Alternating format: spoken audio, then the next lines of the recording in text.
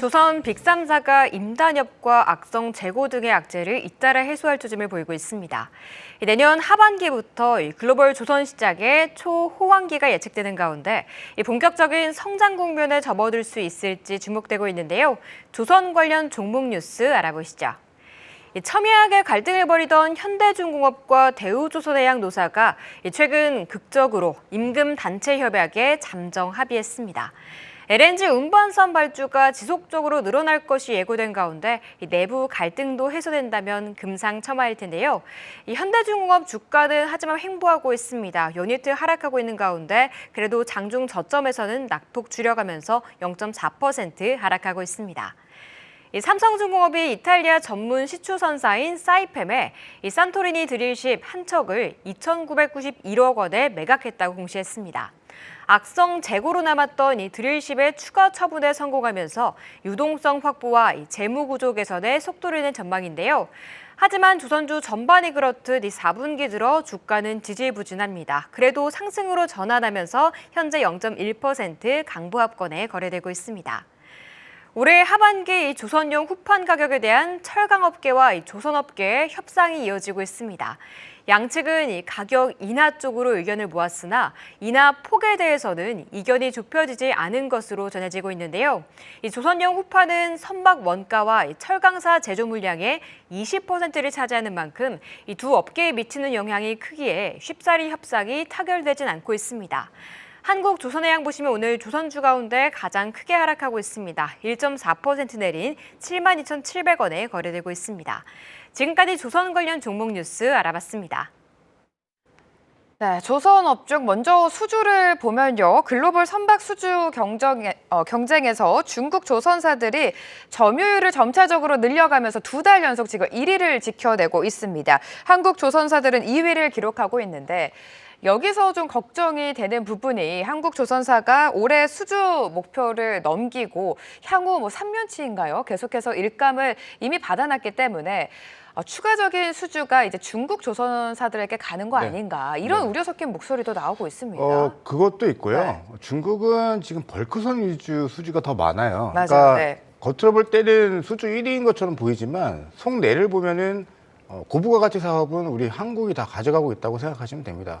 전혀 그런 거에 뭐 신경 쓸 필요는 저는 전혀 없다고 보고 있고 앞에서 이야기가 잘 나왔지만 제가 계속 우려 섞인 모습으로 봤던 부분이 이제 임금 협상이었죠. 그렇죠. 네. 이것이 잘 해결이 됐고 근데 해결될 때쯤에서 하나 문제가 또 큰 게 하나 터졌습니다. 바로 화물연대 파업인데요. 이 화물연대 파업은 정부가 지금 잘하는 것도 또 현재 파업을 하고 있는 화물연대가 잘하는 것도 아니라고 봅니다. 이 협력이 잘 돼서 빨리 마무리가 돼야지만이 저는 전체 산업 전반에 골고루 퍼져 있는 어떻게 보면은 육상로에 있는 대동맥과 같은 상황들이 막혀 있다라고 보는 게 맞고요.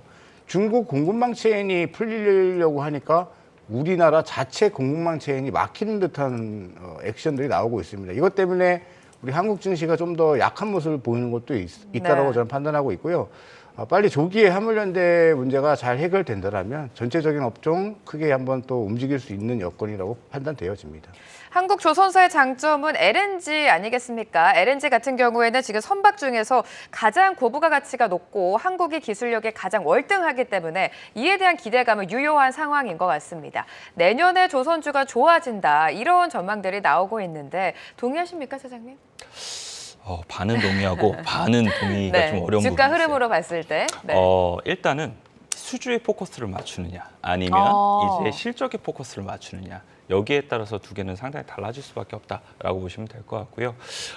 이제 앵커께서 말씀을 이제 수주를 우리나라가 많이 받았다라고 말씀을 하셨는데 LNG 관련돼서는 사실 엄청나게 많이 받았어요. 그런데 그렇죠, 네. 이 전체적인 수주만 놓고 보게 됐을 때는 2022년도의 수주가 2021년도 수주 대비 줄어든 수치를 기록을 하고 있거든요. 그래서 2023년도에는 더욱더 줄어들 것이다 라는 이러한 이제 우려가 사실상 지금 조선주들에 대한 발목을 많이 잡고 있다라고 보시면 될 것 같고요. LNG선 관련돼서도 지금 보게 되면은 확실히 2022년도에 수주가 많이 나왔기 때문에 추가적으로 정말 카타르라든지 아니면 모잠비크 관련돼서 얼마나 더 수주가 나올 수 있겠느냐 이러한 이제 우려감이 상당히 많이 나오고 있고요. 이 컨테이너 같은 경우에는 사실 컨테이너 화물 지수가 요즘 계속적으로 하락을 네. 하게 되고 2023년도에도 연간 전망이 더욱더 하락이 될 것으로 예상이 되고 있거든요. 그래서 컨테이너선, LNG선 이 두 가지 선종은 지금 2023년도에 수주가 확실히 줄어들 것이다 라고 이야기를 좀 많이 하고 있습니다. 이제 그렇게 되면 이 나머지 선종에서 얼마만큼이나 이러한 수주에 대한 감소 부분을 채워낼 수 있겠냐 이게 중요하게 될 텐데 우리가 이제 체크를 해야 되는 것은 탱커 부분에서 어느 정도나 수주가 나올 수 있겠냐 이게 상당히 중요할 수 있겠는데요.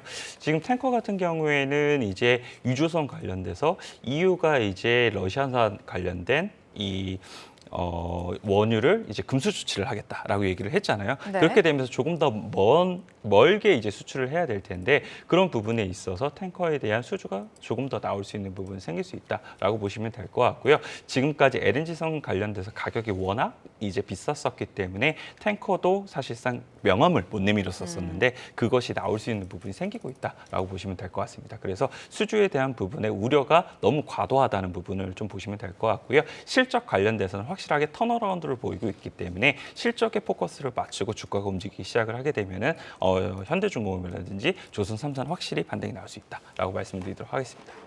자, 그렇다면 조선주 안에서 두 분의 종목을 만나봐야겠죠. 바로 공개해 보도록 하겠습니다. 본부장님의 종목은요, 성광밴드입니다. 자, 피팅업체 관련주고 올해 하반기부터 이 피팅업체 위주의 시장이 본격화된다.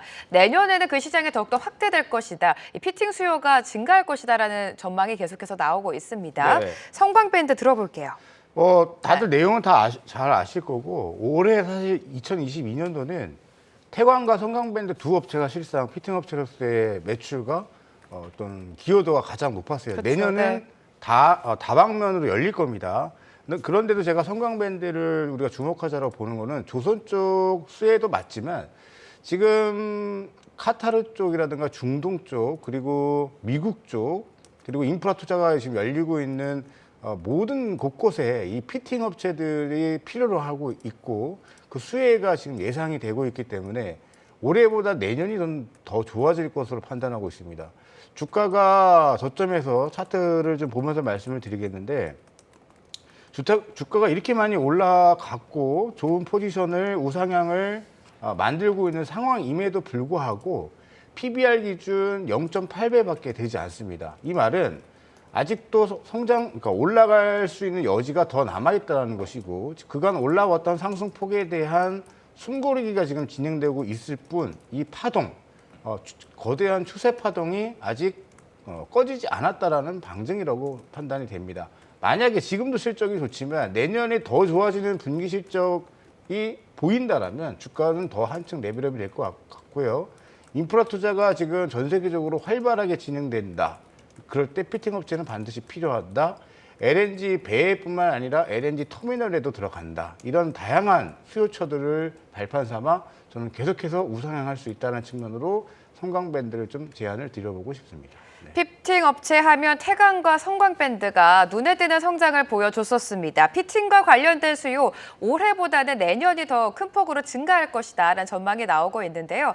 계속해서 늘어가는 수요처에 힘입어서 주가 상승 여력도 좀 충분하다라는 말씀까지 들어봤습니다. 차장님의 종목도 만나봐야겠죠? 바로 공개해 보도록 하겠습니다. 자, 조선주에서 현대중공업을 가지고 오셨습니다. 대장주 중 하나를 가지고 오셨는데 투자 포인트 바로 들어볼게요. 네, 3사 중에 유일하게 사실 3분기 때 실적 턴어라운드 가능해졌다. 그렇죠, 네. 라고 보시면 될 것 같고요.